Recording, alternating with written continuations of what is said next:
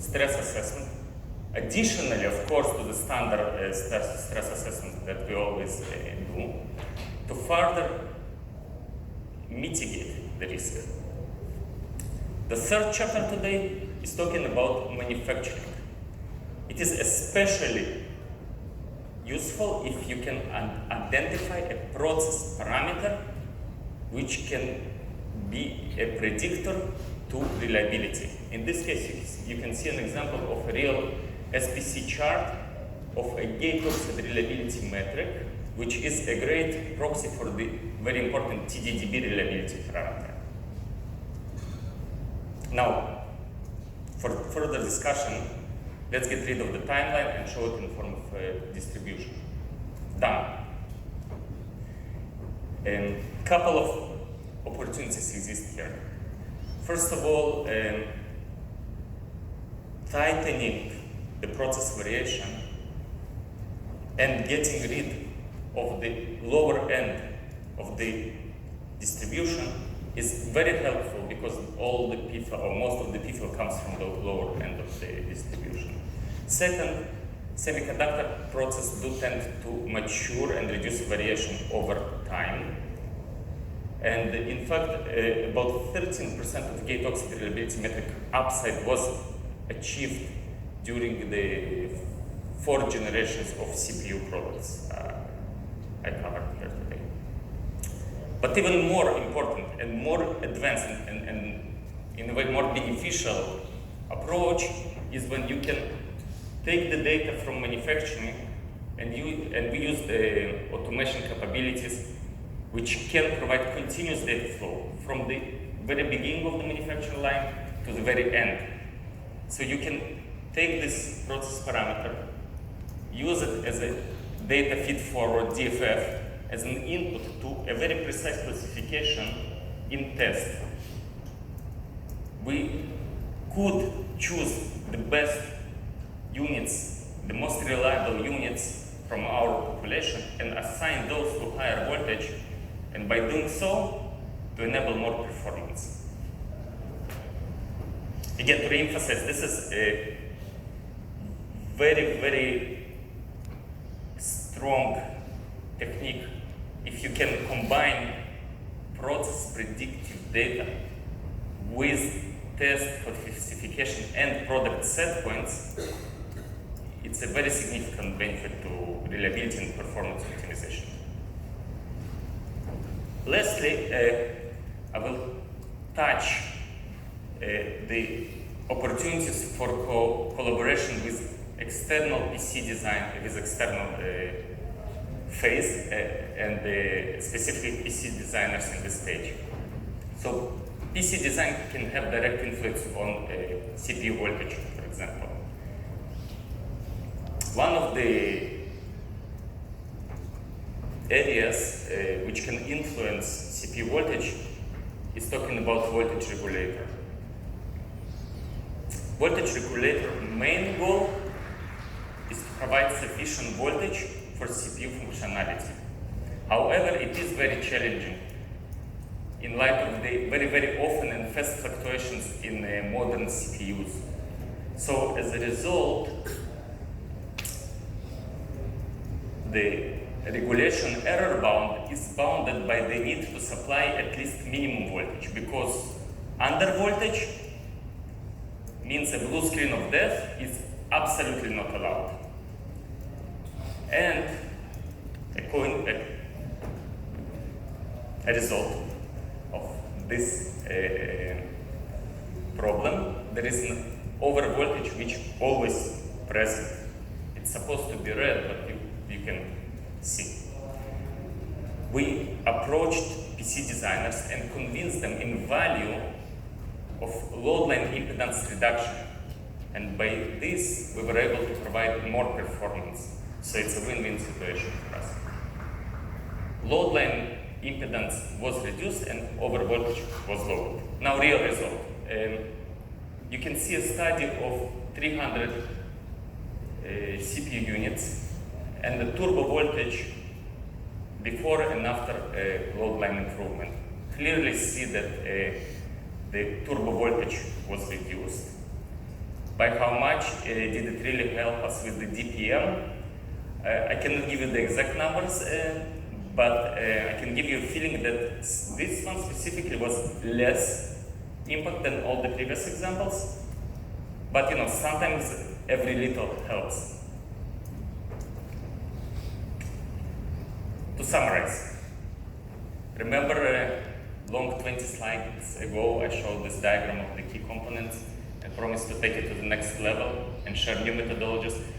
Well, I hope I did not disappoint you.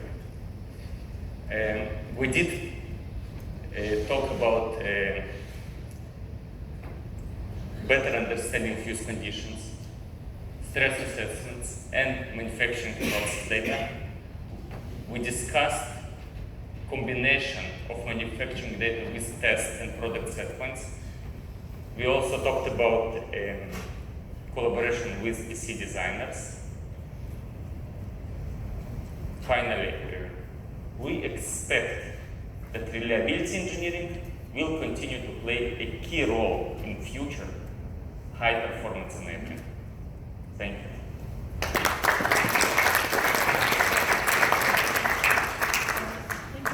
If you have some question, please go ahead.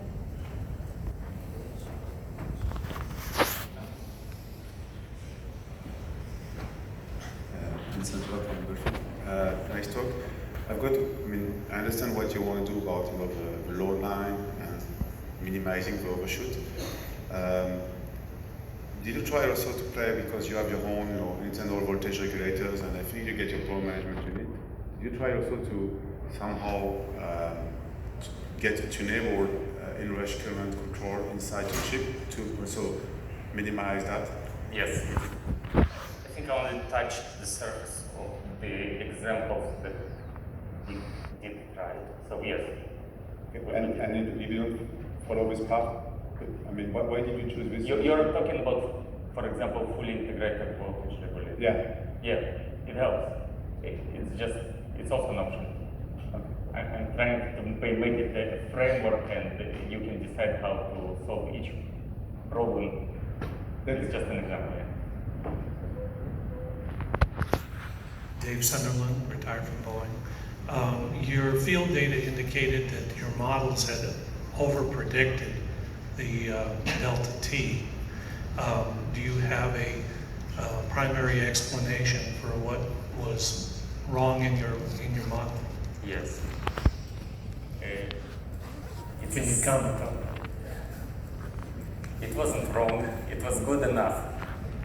We knew that using steady-state power simulations embeds some level of mistake. But and of course we had the lab data suggesting that we didn't work completely blindly, right?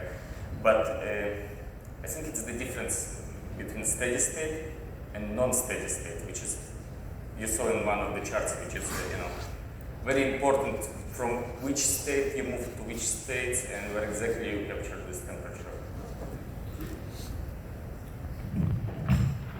And Natarajan from Allegro Microsystems. I have a very simple question. In your initial chart, you showed a user who is sleeping and a user who is 100%. And your premise of this whole discussion is reliability enabling higher performance.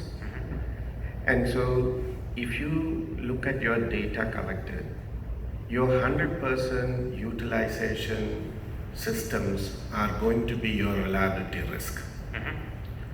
So how do you explain this whole concept when your data is most likely, I think obviously these are all commercial desktop applications, not the heavy number crunching or a data mining applications. So how can you say that you really achieved a better performance? Because every CPU vendor, I'm not your competitor, every CPU vendor wins out based on your performance from the same type of die. You get lower performing, you put it in lower frequency, you get the higher performing at a higher frequency. So I still do not get how did you use the reliability to push to 5 gig if unless it is for an average of the total utilization? You don't consider the peak user. I can answer shortly and then we can talk in more details. Okay. But I think the short answer is that we simulate reliability on a population of users, but as a result, each user receives, each unit, each CPU receives its own voltage frequency set point. So we can talk about it if you want. So, so looks like you are doing the trade-off for two perspectives. One is that for some of the populations with maybe a little weaker oxide, and so you can lower the voltage to make sure this population can be also a good product, right? And another side is that for the lower line, the resistance and maybe that maybe a